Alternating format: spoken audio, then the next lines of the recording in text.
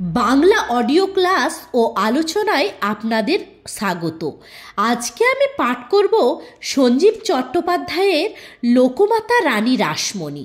এই রানী রাসমণির দ্বিতীয় পর্ব। আপনারা যারা আমার এই চ্যানেলে নতুন তারা বুঝতে পারবেন না, তার কারণ এর প্রথম পর্বটা আলোচনা হয়েছে বা অডিও দেওয়া হয়েছে। প্রথম পর্বটা আগে ডেসক্রিপশন বক্স থেকে শুনে নিন, তারপর দ্বিতীয় পর্বটা শুনুন।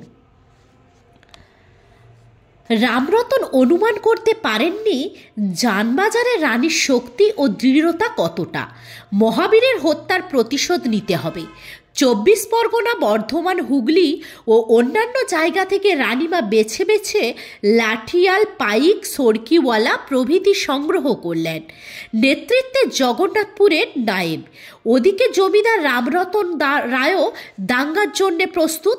রানীমার বাহিনীর কৃষ্ণকায় ভীষণাকার বলশালী যোদ্ধা টাঙ্গি, বল্লাম, বর্ষা, লাঠি, সরকি, কুঠার ইত্যাদি অস্ত্রে সজ্জিত হয়ে জয় মায়ের জয়, জয় রানী রাসমণির জয় ধ্বনিতে আকাশ বাতাস কাঁপিয়ে ঝাঁপিয়ে পড়ার জন্য প্রস্তুত। ওদিকে রানীর নামে এই ভীষণ হুঙ্কারে বিপক্ষ স্তম্ভিত। রানীমায়ের নাম মহাত্মেই দাঙ্গা আর হলো না। বহু লোকের প্রাণ বাঁচল, এখনও হয়নি। রামরতনের এখনও কিছু পাওয়া বাকি আছে। রানীমা প্রতাপশালী এই জমিদারটির বিরুদ্ধে আদালতে মামলা রুজু করলেন। হার হলো রামরতনের, প্রজারা সুরক্ষিত হলেন। তার জমিদারির মকিমপুর পরগনায় নীলকর সাহেবের অকথ্য অত্যাচার শুরু হলো। অভাবনীয় অত্যাচারে পল্লী জীবন ছারখার। চাষের জমিতে ধানের পরিবর্তে গায়ের জোরে নীল বুনতে বাধ্য করা। ইংরেজদের আদালতে ইংরেজদের 7 খুন মাপ। মকিমপুরের সবচেয়ে অত্যাচারী নীলকরের নাম ডোনাল্ডো। একে টিট করার দাওয়ায় লাঠি। আদালত কিছু করবে না। রানীমার লাঠিয়ালরা এসে ডোনাল্ডোকে পিটিয়ে আধমরা করে দিল। সাহেবরা আদালতে গেলেন, সুবিধে করতে পারলেন না। মামলা খারিজ হয়ে গেল। রানীমা তার এলাকা থেকে সব নীলকরদের দূর দূর করে তাড়িয়ে দিলেন। কর্মচারীদের আদেশ দিলেন কোনো চাষি যেন কোনো কারণে কোনো সাহেবের কাছে জমি বিক্রি না করে। পরে যা বিদ্রোহের আকার নেবে বঙ্গে নীল বিদ্রোহ, তার সূচনা করেছিলেন বাংলার রানী রাসমণি। ইংরেজ শাসকদের বিরুদ্ধে তার লাগাতার আইনি সংগ্রাম। প্রজা স্বার্থ বিরোধী কিছু করলে প্রজারা দেখতেন রানী তাদের পাশে দাঁড়িয়ে রক্ষা করতি। গঙ্গায় জেলেরা মাছ ধরতে চাইলে জল কর দিতে হবে। প্রথমে দরিদ্র মৎস্যজীবীরা প্রতিকারের জন্য শহরের গণ্যমান্য ব্যক্তিদের সাহায্য চাইলেন। এদের মধ্যে কিছুজন ছিলেন রাজা রাধাকান্তের বাহাদুর। কিন্তু প্রবল প্রতাপ ইংরেজ সরকারকে ঘাঁটাবার সাহস কারো হলো না। তখন তারা ভাবলেন এই বিপদে আমাদের একজনই আছেন, রানীমা। এবার আর লাঠি নয়, বুদ্ধি। রানীমা সরকারের কাছ থেকে জেলেরা গঙ্গার যে অংশে মাছ ধরে, অর্থাৎ হাওড়ার ঘুষুরি থেকে মেটিয়াবুরুজ পর্যন্ত 10,000 টাকা ইজারা নিলেন। ইংরেজ সরকার টাকা ছাড়া আর কিছু বোঝে না। রানী রাসমণি টাকা দিয়েছেন, গঙ্গালিজ মঞ্জুর। এবার আসল খেলা। রানীমা তার কর্মচারীদের আদেশ দিলেন লিজে নেওয়া গঙ্গার অংশটা এপাশে ওপাশে লোহার মোটা চেন দিয়ে ঘিরে দাও। ওই অংশটুকু আমার। গঙ্গা বন্ধনে সরকারের টনক নড়ল। জাহাজ নৌকা চলাচল বন্ধ। রানীমার কৃপায় জেলেরা মনের আনন্দে মাছ ধরছেন। সরকারের দপ্তর থেকে নোটিশ এলো, জলপথ কেন বন্ধ করা হয়েছে, কারণ দর্শাও। মাল চলাচলের অসুবিধে করে বাণিজ্যিক ক্ষতি সাধন করা অপরাধ বলে গণ্য হবে না কেন? রানীমার ভয়ডর নেই। লড়াই করছেন সসাগরা ইংরেজ সরকারের সঙ্গে। বুদ্ধির প্যাচ। নোটিশ পেয়ে গঙ্গার চেন খুললেন না। সরকারকে জানালেন আমি নির্ধারিত কর দিয়ে গঙ্গা জমা নিয়েছি, অতএব আইনত আমি ওই পথ বন্ধ করতে পারি। আমার প্রজাদের অসুবিধে হচ্ছে। এই অংশে অনবরত জাহাজ চলাচল করলে এবং কলকাতার বন্দরে জাহাজের ঘাঁটি হলে এখানে গঙ্গায় জাহাজের শব্দের ভয়ে মাছ থাকবে না। প্রজাদের এই ক্ষতি এড়াবার জন্যই আমি এখানে জাহাজ আসতে দিতে পারি না। এই অকাট্য যুক্তির কোনো উত্তর সরকারের মাথা থেকে বেরোলো না। এখন আপোষ।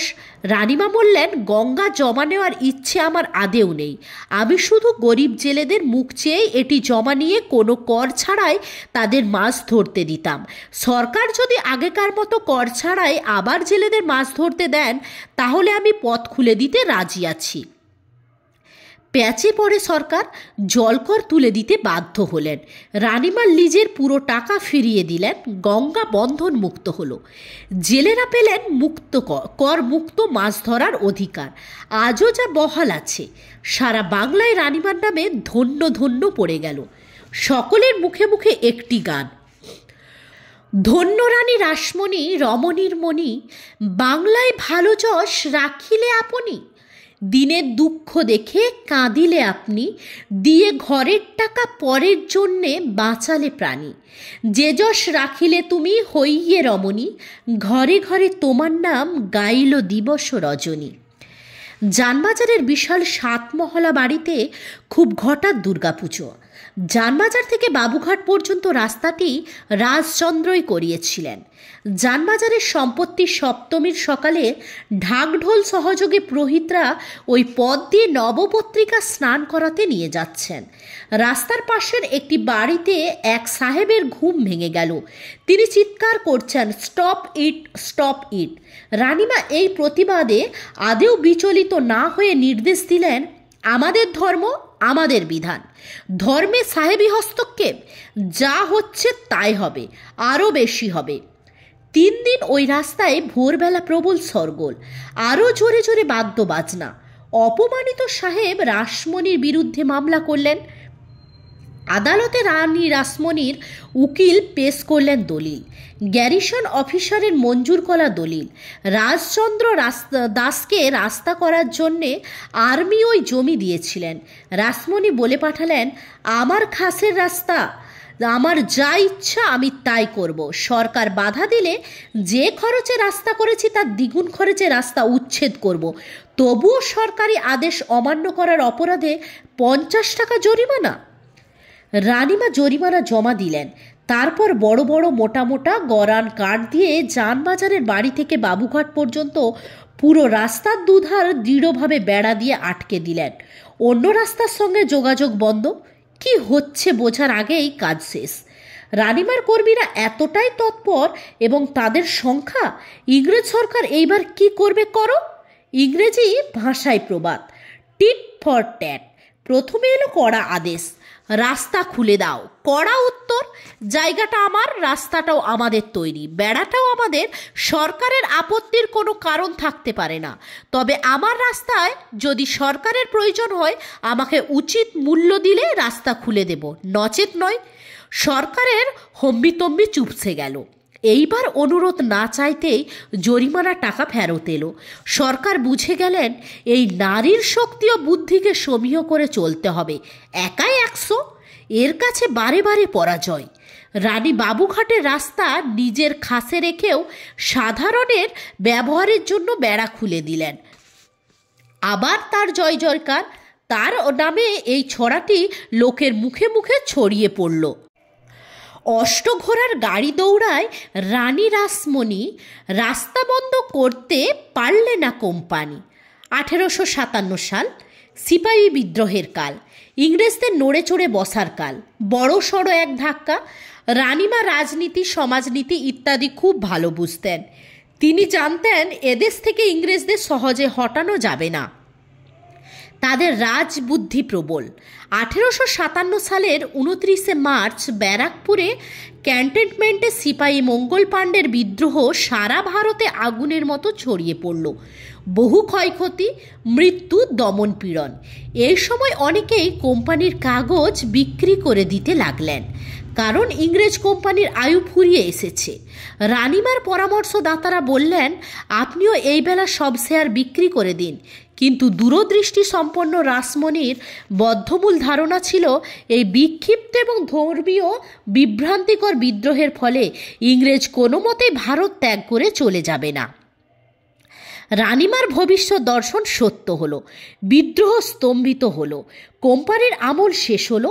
1858 সাল ইংল্যান্ডেশ্বরী মহারানী ভিক্টোরিয়া ভারতবর্ষের শাসনভার গ্রহণ করলেন। ব্রিটিশ রাজত্ব কায়েম হলো, সমগ্র ভারতে কড়া শাসন। দেশের স্থানে স্থানে ঘাঁটি স্থাপন করে গোরা সৈন্য মোতায়েন করা হয়েছে। এই রকম একটি সেনা ব্যারেক হলো রানিমার বাড়ির কাছে ফ্রি স্কুল স্ট্রিটে। সৈন্য সংখ্যা প্রায় 200 থেকে 250, বেশিরভাগই অশিক্ষিত, দুর্ধর্ষ, অবাধ্য। মাথার ওপর একজন মাত্র অধিনায়ক, অফিসার কমান্ডিং।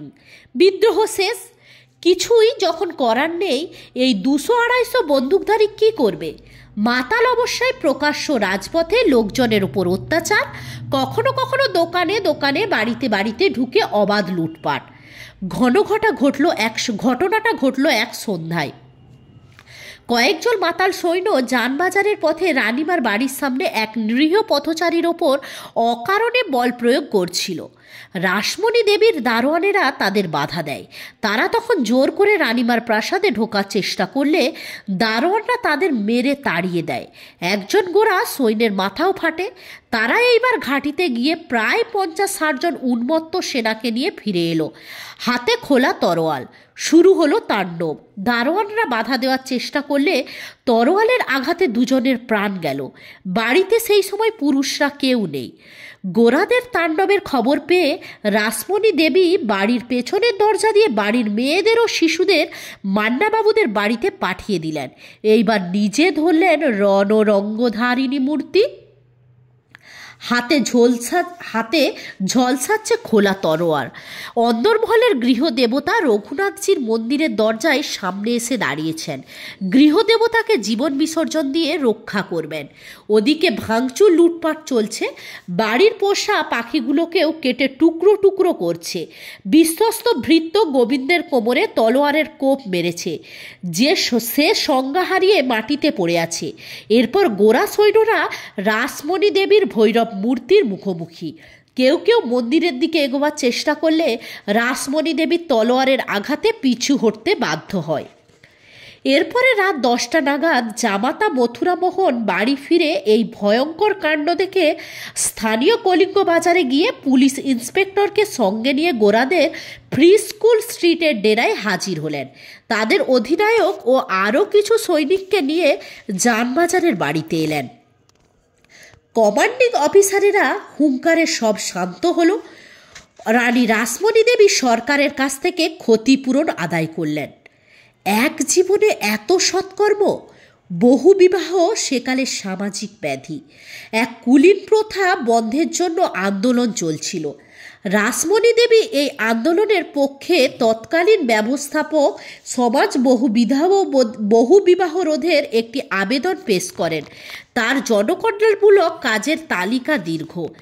যেমন সুবর্ণরেখা নদীর পরপার থেকে বহু অর্থব্যয় তীর্থযাত্রীদের জন্য পুরী পর্যন্ত প্রশস্ত পথ তৈরি, জন্মস্থান কোনো গ্রামে একটি স্নানঘাট নির্মাণ, নিমতলা মহাশাসনে গঙ্গা যাত্রীদের জন্য বহু টাকায় প্রাসাদতুল্য ঘাট নির্মাণ, আরও অনেক ঘাট, কালীঘাটের আদিগঙ্গায় বাবুগঞ্জ টোনার খাল খনন করিয়ে মধুমতি নদীর সঙ্গে গঙ্গা সংযোগ স্থাপন, বেলিয়াঘাটা থেকে ভবানীপুর বাজার স্থাপন, বিভিন্ন কলেজে অর্থ সাহায্য। সব কাজের সেরা কাজ তিনি মন্দির হয়ে গেলেন, দক্ষিণেশ্বর কালী মন্দির, যে উদ্যানে ঘটবে বাংলার নবজাগরণ। সেই ভাবান্দোলনের প্রবাহ ছড়িয়ে পড়বে সমগ্র বিশ্বে। কালের ইতিহাসে তার নাম জলজল করবে। 1847 সাল তিনি কাশী যাবেন। নৌবহর প্রস্তুত।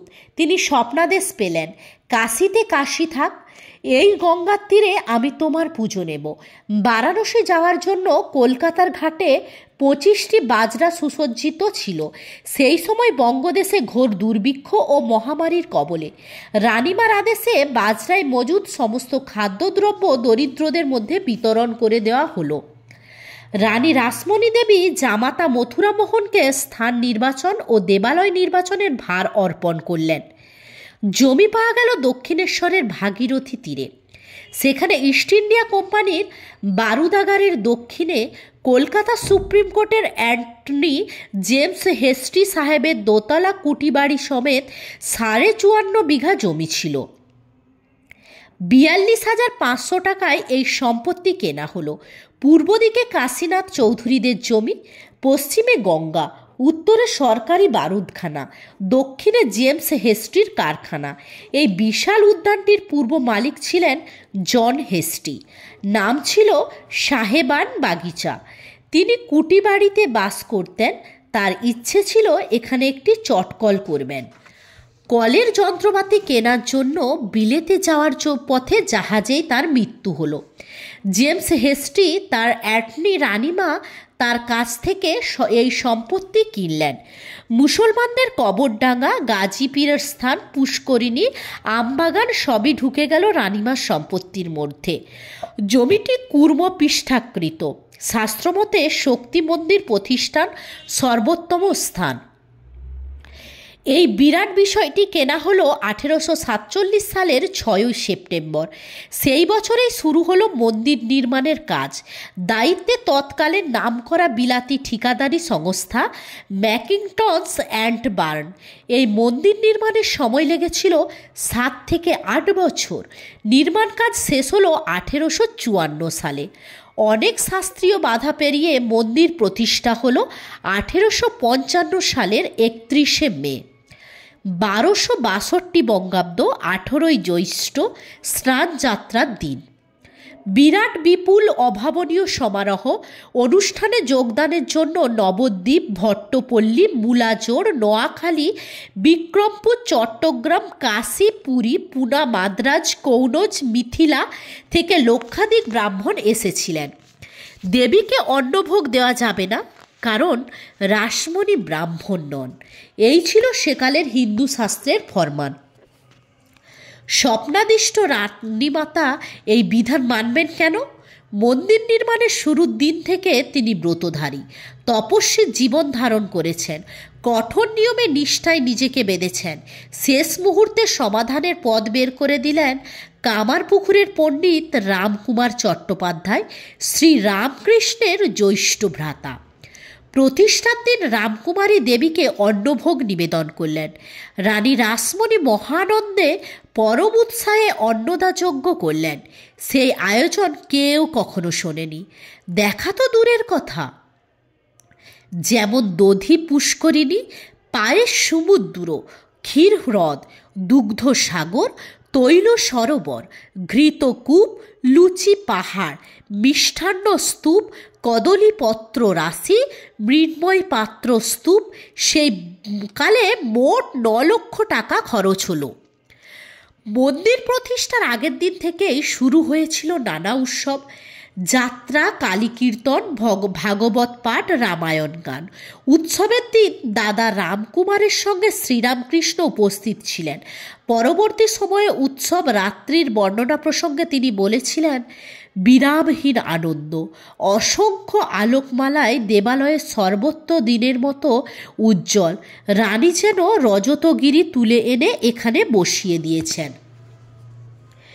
এই মন্দির সংলগ্ন উদ্যানের পঞ্চবটিতে শুরু হবে আর কয়েকদিন পরেই শ্রী রামকৃষ্ণের যুগান্তকারী সাধনা, যত মত তত পথ।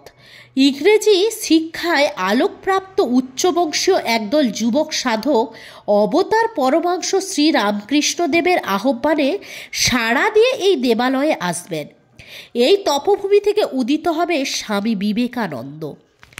তিনি বিশ্বের দরবারে প্রতিষ্ঠা করবেন ভারত ধর্ম।